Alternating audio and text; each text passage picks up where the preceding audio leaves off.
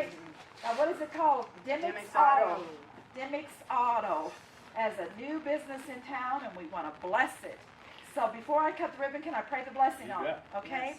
Gracious God, I thank you for your provisions for our community. I thank you for every business, everyone that is here in town, and how they provide services for our community members.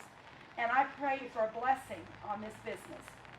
I ask, Lord, that you bring them every resource they need to make it happen. Lord, they can only give what they have.